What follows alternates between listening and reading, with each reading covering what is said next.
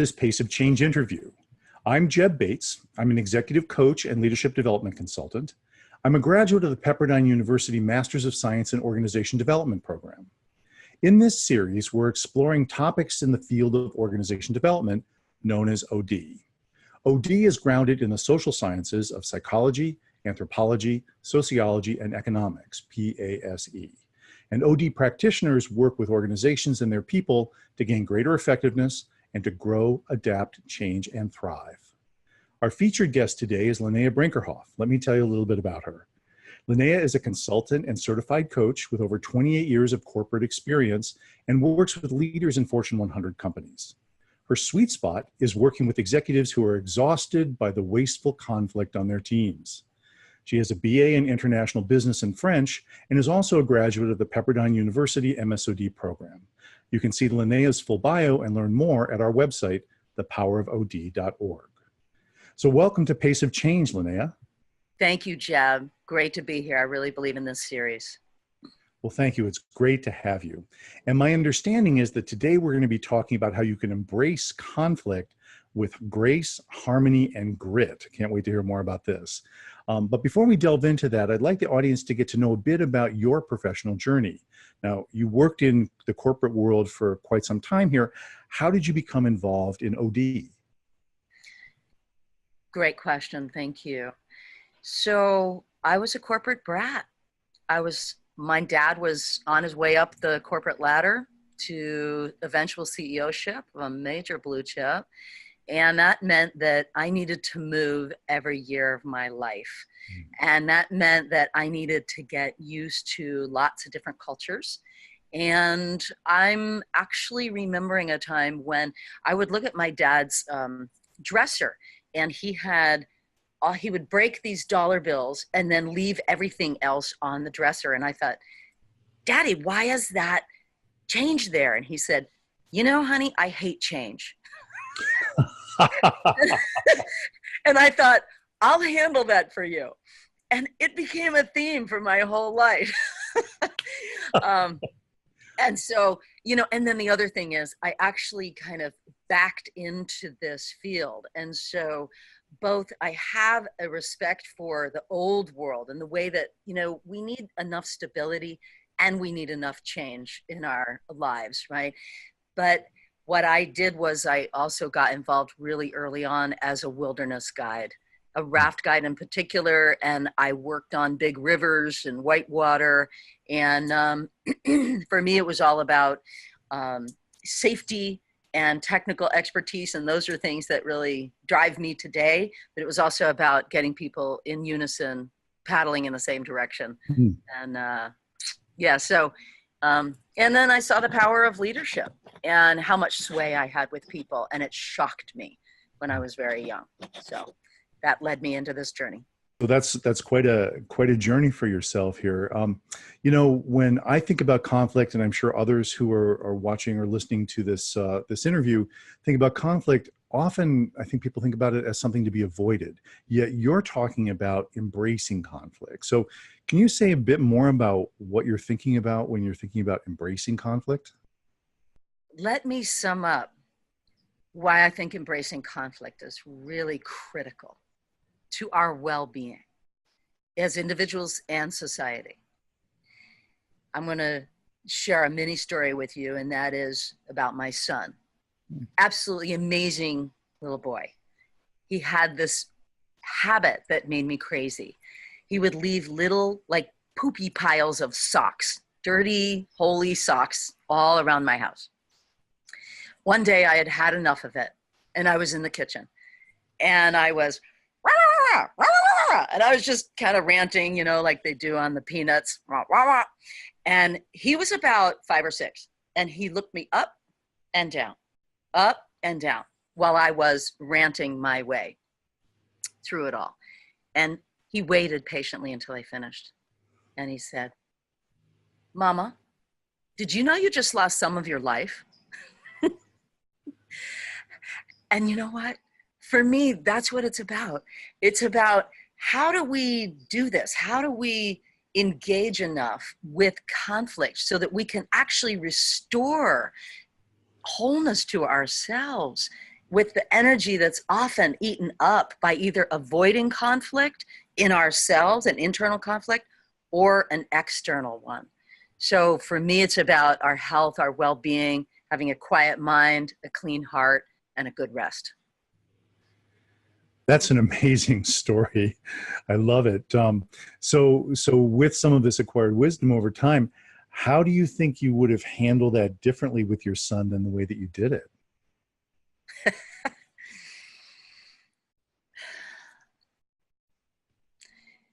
Great question. Thank you. And I think I probably would have, I work a lot with the principles of Aikido, the martial art. And so like with karate, it's earth and fire. And so people use force against force. That is not what I'm talking about. It's very much Aikido, which is wind and water based. And so that's why I relate to it, because of my time on the river. And so I watch the way that the river flows around the obstacles, right? And so it's like, what is the path of least resistance? And yet there will be obstacles, right? And so I think I probably would have invited him into standing close to where I was and looking around and seeing all those little piles and saying, how do you feel looking at all those piles? What could we do together to eliminate those, and see how he would have responded, but I'm really glad I actually did what I did so that he could say what he said. So I had that piece of wisdom to give you because I use it every day. So you work a lot in corporations and business with this kind of work here. Is there a business case for handling conflict better, or some benefit that comes from handling that conflict more effectively in organizations? What's been your experience? Yes. Well, I have several cases I could refer to, but let me just use this one that was fairly recent, Jeb. And that is with two CEOs. And you know that by nature of my even saying two CEOs, we're running into a little bit of potential trouble here. So it was a startup that was just at an inflection point at its in its life cycle, and they were about to get a large infusion of cash. But the fact is, for several years, one of them was outward facing, investor relations, business development, and the other was internal operations, staff development, hiring, firing, and payroll. Well, resentments built, and by the time they brought me in, it had been about 18 months since they'd had an actually decent conversation. And so my work with them was to just help them understand that they're now in a different phase in their life cycle. I kind of worked in the past, present, future model, and I helped them kind of come up to date on their frustrations with each other and understand how their roles now, what they've been in the past, won't necessarily work in the future. Give them an updated experience of each other so that they can actually enjoy each other's company again and remember why they chose each other as business partners in the first place. And that at any given time, they're both understanding things from a different perspective. I work with something from John Wallen and John Scherer called the three worlds. So it's like in any conversation, there's three worlds happening: my world, your world, and the world. And so to understand that nobody's all right and nobody's all wrong. And so that goes a long way. And so I just helped cultivate a curiosity on their part. And then we started to work and walk into the future. So what were their strategic priorities now, and what was called for a whole redefinition and recontracting with each other and with their team. And so it was exciting. And I will just tell you that, really hard, really awkward for them. They're not used to communicating this way. A lot of people necessarily aren't, but for me, it's just the real deal. And so I think that's what I do, is help keep it real. And they each had one measure when I interviewed them individually. And that was that at the end of the day, they would find each other shaking hands, sharing a cigar and their favorite scotch. And I've got that photograph. So it worked out pretty beautifully, and all is well. Lots of happy parties. So I can imagine what would have happened to the trajectory of this company had they not worked out some of this conflict for themselves, right? Yeah, I'd say it was heading down fast. I mean, I think they had completely let go of their staff, because what happens is, in destructive conflict as opposed to constructive conflict, the energy gets lost out of the system. People feel like they don't necessarily belong, and the right meetings don't happen, and people start to spin their wheels and share stories that aren't necessarily true. And most of the energy that should be focused on the end goal gets lost in the midst. And that's the stuff that makes me crazy, and I think our business leaders as well, is just fundamental waste.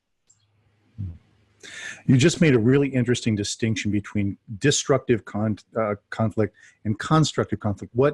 What's the difference between, I think of conflict as being destructive. What's your thought? Yeah, so you know what? It's interesting you're saying that, because I really believe that the context that we hold will determine how we step into conflict. So I think that's probably some of my greatest value, is that I'm a believer that this stuff works when we confront what's difficult, confronts, to face front together. And so the World Future Society, actually, it made me think about this. They say that in times of chaos, people choose one of three general approaches to things. They either go fundamentalist, black and white, right and wrong.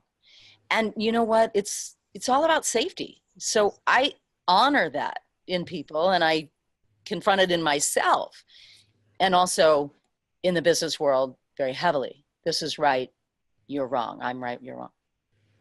The other is nihilism, or nihilism, however you want to say it, which is, hey, let me have a double Valium latte and a joint and I'll be fine.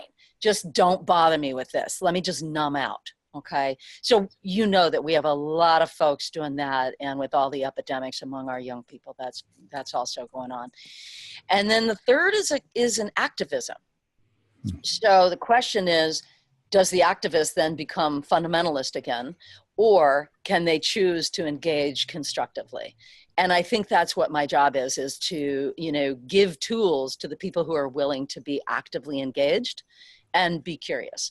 And I'm a believer that, I work a lot with the natural principles. And so gardening, even, and farming, they say it's at the edges, which is where the most biodiversity occurs. So where and so I'm very much a believer in that. And when people come together with their two worlds, the tectonic plates can shift, and a new island can be born, right? Mountains rise. Flora and fauna that wasn't possible, and mutations occur. So I'm a believer to stay, in the heat. And so the question is, can we tolerate that enough? The challenge to ourselves, to our own system, to our identity, because conflict does challenge how we hold, if we're holding ourselves as an island. But it's really playing the game to win. And it's not about just going into protection mode and just trying to protect what we have. It is a willingness. It requires a willingness to step into the unknown and see what else can emerge. I'm struck when you were talking about the gardening and being at the edge, that it seems like that's where the most life is, the most growth is, and the most possibility is at that edge where this comes together. Yet it's not something that we're used to dealing with.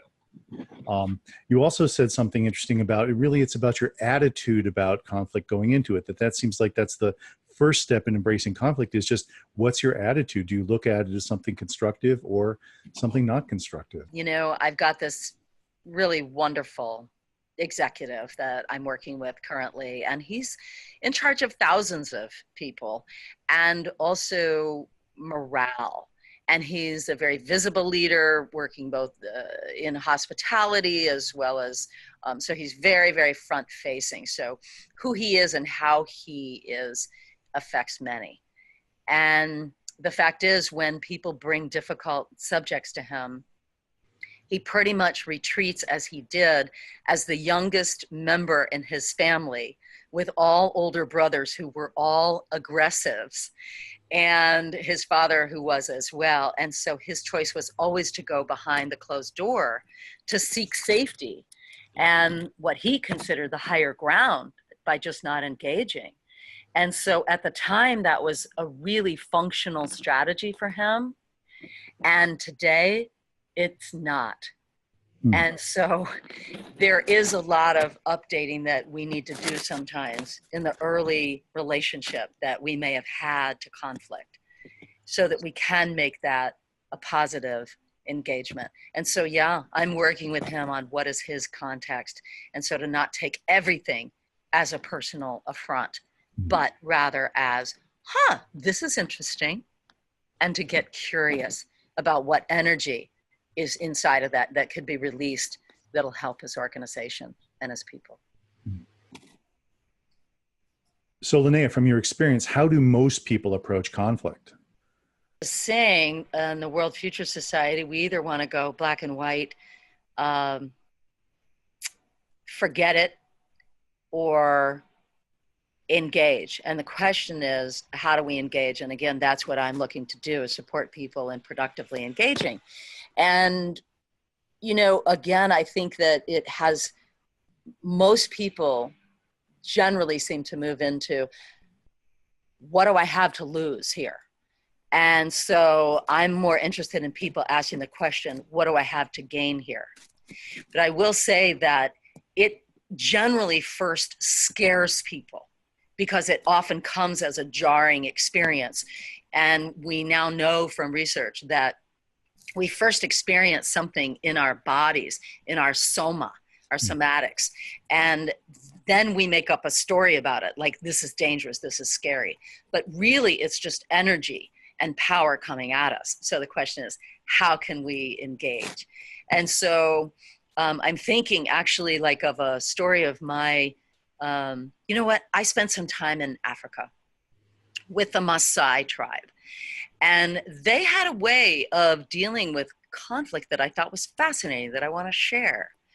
And that is, when there was some sort of altercation between two tribe members, they would they agreed to bring it to the elders. And the elders would sit, but the first thing they had to do was ask the question of each individual: do you want peace? You know the right answer to that. If they said no, then it really wasn't worth proceeding. And so when I do my mediations, I do ask that question up front. What is your larger intention here? Because if it's only to prove yourself right, we're not going to get very far. And so assuming both people have said, yes, I want peace, then they give over to the elders, and the elders listen thoroughly to each person's story. And they determine who they feel had more of a kind of resonance of truth about them, that if they were to be more in the right, that it would actually help the whole of the tribe.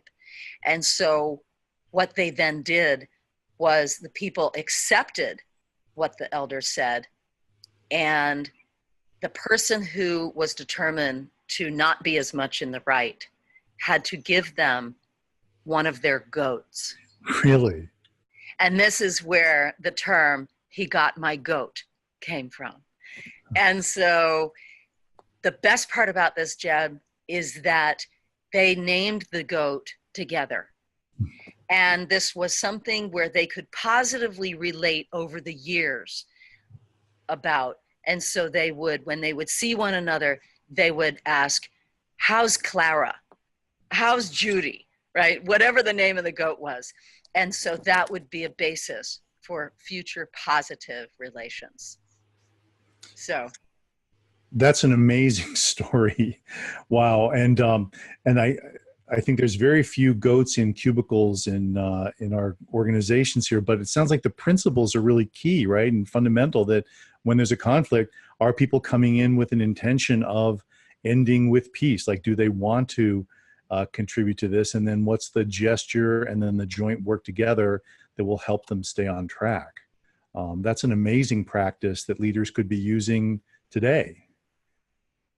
And so many times we get caught in relating to roles in the organization, people in the position, but we're more interested in the person behind the position and how everybody, I mean, I am a complete stand that everyone can have their needs met, speak their truth, do so harmoniously, and accomplish great things. I'm an absolute stand that that's possible all the time.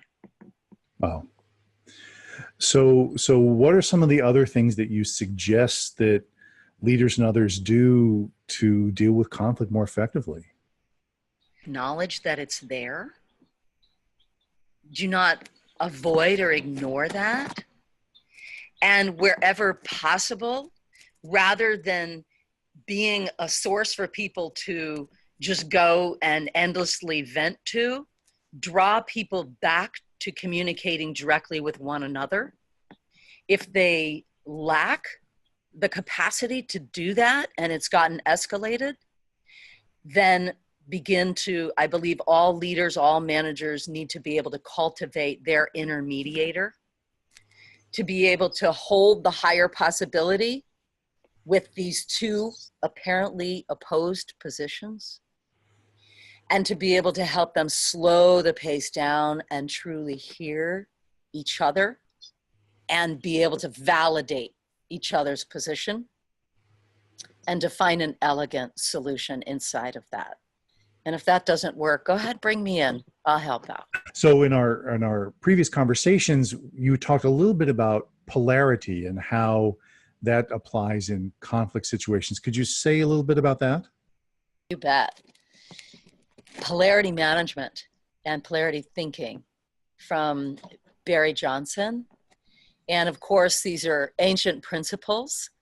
And it's very much about, you know, some things are problems to solve. You know, what are we going to eat for dinner tonight? Chinese or Italian? That is a problem to solve.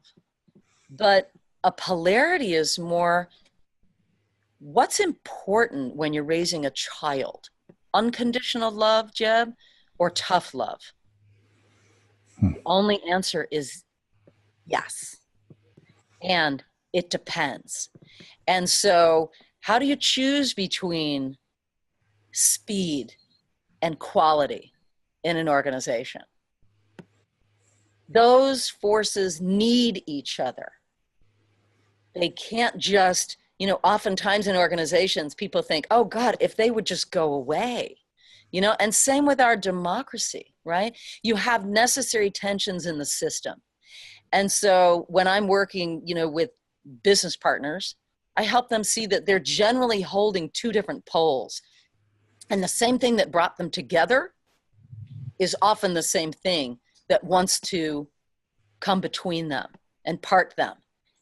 That's only if they don't know how to elegantly manage over time the upside of each other's pole that they're holding. So I hope that that makes some sense, that basically it has a lot to do with understanding that there are functions that have to be upheld in any system in order to keep it together. And so again, nobody's all right and nobody's all wrong. It's just a question of when are we focusing on what you're holding to be true, and when are we focusing on what you're holding to be true? And how do we find a way to elegantly dance between the two? And that requires constantly making the conversation transparent. And the things that I happen to be strong in, I mean, they say, again, the reason that people get married are often the reasons people get divorced. And so it's just a matter of how those tensions in the system are managed. And usually that has to do with what, you know, John Chera calls the greater purpose statement. And so there's something, and that's what I'm always looking for. What's the higher ground that they share that's going to allow them to kind of gently, consistently give up ground and go, oh yeah, let's go your direction today. Or here, let's go a little bit more in my direction.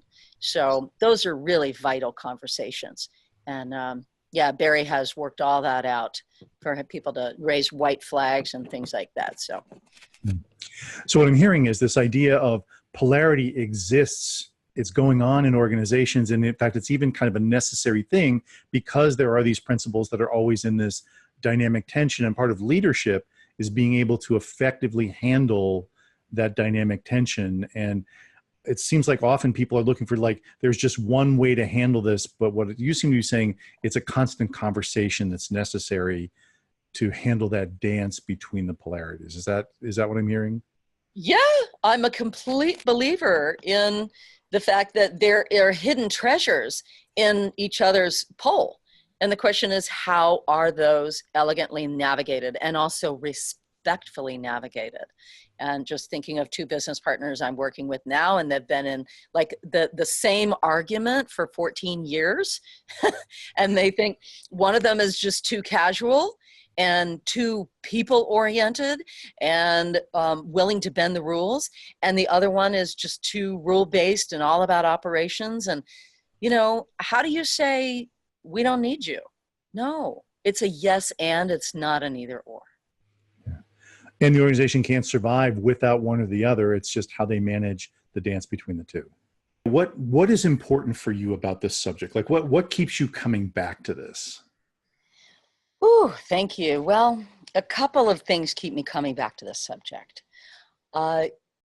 First of all, I'm really interested in good rest. And so I want to ask people, what's it going to take to have a clear mind and a clean heart and good health and a fine rest, you know? And it's like, and for me, I just kind of go after whatever it is that I find disturbing inside of me. And if there's any situation externally that I can resolve that's going to bring me more peace, I do that, you know? And I'm thinking of, it's like, here's the deal. I came from a matrixed family. So my folks divorced really early in my life. And I had to figure out what were the norms here and how was I supposed to get along here? What was the currency everybody was trading in? And the fact is, one of the families spoke very openly about everything, maybe too much sometimes, but at least it was on the table. And that gave me a deep sense of comfort. I knew where people stood, even if we didn't agree. And then the other family, just a lot went under the table. People didn't speak up much. They didn't share about the elephant in the room. They just kind of walked around it. And for me, I feel like that gives me a lot of compassion for people in organizational life. And the suffering of not knowing, you know, what are people walking around thinking? And so I find a lot of my executives feel like they've been judged unfairly and they never get to really unearth the true story. So I'm a stand that can happen all the time, everywhere. Wow. So what are some of the principles or tools that you'd like to share with people that you'd like them to leave with? Yeah, thank you. So you know, I literally feel like what I do, Jeb, is just orchestrate key conversations to occur. I literally reweave the organization in places where the connections have been broken. And with that said, you know, again, let's talk about embracing conflict with grace, harmony, and grit. And so embracing conflict, not just facing it or tolerating it, but, you know, let's give it a real warm hug when it starts to arise. And, you know, that takes a lot in us. It's shifting our context about what's coming our way. And so grace, it's trusting that if we take a moment, take that breath, and trust that there's a higher solution at play. And to be able to sort of hold the burn while we're facing the situation. It's so with grace, trusting there's an elegant solution. Harmony. Be willing to step in to restore the wholeness that is inherent, I believe, in the situation all the time. And do so with compassion, a lot of compassion for yourself, for whatever you might be feeling, and for other. Because as they say, we do not know what occurs where spirit meets the flesh. We do not know what's happening inside of other people. Oftentimes, a lot of suffering. So let's stay with the curiosity. And really, that's what the grit is about, is just the willingness to have the curiosity, stay in the game, or you know that I work with the principles of Aikido. And my request of my good friends and my colleagues, I say, hey, at least stay on the mat with me. If you get off the mat, there's not a whole lot we can do here.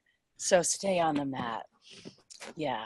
So those are some of the final parting words that I might want to say about that. Wow. You, in preparing for this, you were telling me you'd asked a CEO about what the secret of his success had been. I'm curious if you'd share a little bit about that. Oh, yeah. So I was at a conference in Jakarta, and it was a CEO breakout session, and it could have been a normal question, you know, what is the main skill you feel a CEO really needs to have? I tell you, he was quiet for at least 60 seconds. And this is a fellow who had to work for 7 years to perfect his product. And during that time, he was not able to pay his people as much. And he felt highly responsible for the families involved. And also he had to wait for people to bring forth the right solution. And he had to have the right energy when they made mistakes. He was quiet. And he finally said, I believe what a CEO most needs to be able to do is forgive. Huh. So forgiveness of self and other, and be able to keep re-engaging, and keep trusting that the higher solution is present, and be able to sit with the tension. What a powerful thought. Goes a long way. What a powerful thought. So what would be your kind of closing story you'd like to share with everybody? Well, thank you. I have this story about Long Fang. He was a snake in India. I think this might help to elucidate a little bit about what I feel I do for a living, and might help people kind of reframe conflict. And so Long Fang used to cause a lot of problems in this village of Vajeshwari. And all the village people were really scared of this snake because he would rear himself when people were going to collect their water and things. So he really disturbed their lifestyle. So they finally called upon the Swami, this man from another village, a holy man, to come and talk to Long Fang. And so he did. And he found him along the pathway as he called out, Long Fang. And of course, Long Fang began to wonder if maybe he was going to attack this one too. But so then the Swami looked at him and just looked, and he stood. And Long Fang saw the kindness in his eyes and thought, my goodness, I can't attack this man. He's so pure-hearted. And so he began to just calm down. And then the Swami just said to him, Long Fang, please do not hurt the people of the village. Do not make trouble any longer. And with this, Long Fang felt the truth. And he resolved himself to not cause problems any longer. About 6 months went by, and Swamiji found his way back to the village. And there had been no trouble in the village. But then he wondered, where's Longfang? And so he looked, Longfang, where are you? And then he finally sees him, and he's there in a swamp, and he's just full of cuts and bruises and looking like he's on his last breath. And he kneels beside Longfang, and he says, brother, what has happened? What went on? And Longfang lifted his head and said, Swamiji, I did what you said. I didn't want to cause trouble. And I didn't want to hurt anyone. But look what they did to me. They hit me with baseball bats and they swung me around by the tail. All of your wisdom and guidance did not help me. With that, Swamiji gave a great uproarious laugh and he said, oh, dear brother Longfang, oh, I told you not to hurt people. But I did not tell you not to hiss. I love it. And Jeb, that's what I think I do. And that's what I want to do, is help people find constructive ways to hiss. I love it. Because now Longfang could live in harmony with the village and everybody was able to coexist together. So here. I love it. Well, I'm sure after this interview, people will be out there hissing in organizations all around the world based on your advice, Linnea. So thank you. I really appreciate that. You know, if people want to learn more or get in touch with you, how would they do that? Thank you, Jeb. I can be reached through LinkedIn, Linnea Brinkerhoff, or my email, linneabrink@gmail.com. And I'm sure you can find me with Brinkerhoff Associates also at my website. So I look forward to hearing from you. Thank you, thank you, thank you.